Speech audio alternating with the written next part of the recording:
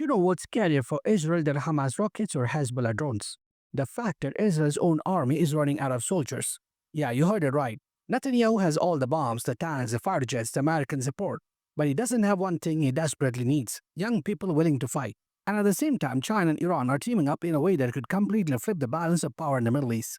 Right now, Israel is in a situation no one thought they'd see. The idea Israeli Defense Forces is literally scraping the bottom of the barrel. Reports are coming in that instead of 30-year-olds lining up to join, they're pulling in 50, 60-year-old men to serve as reservists. Imagine that an army that claims to be one of the strongest in the world is suddenly relying on men old enough to be uncles. Why? Because the younger generation doesn't want to die in Gaza. They don't want to be part of a war that looks less like defense and more like genocide on live television. And here's the irony: Israel's entire strategy depends on overwhelming military force. What happens when you don't have the people to actually fight?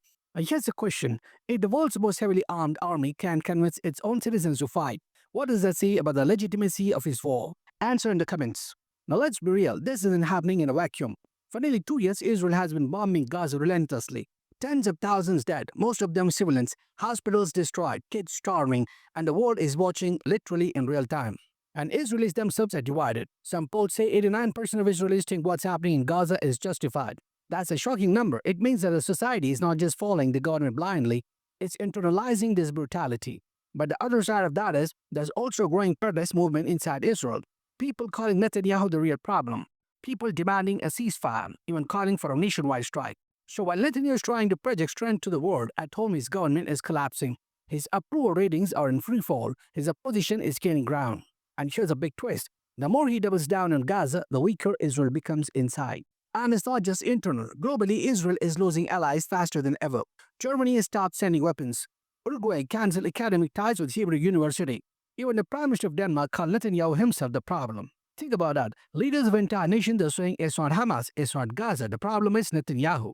Meanwhile, in city after city, London, Manchester, New York, Toronto, people are flooding the streets.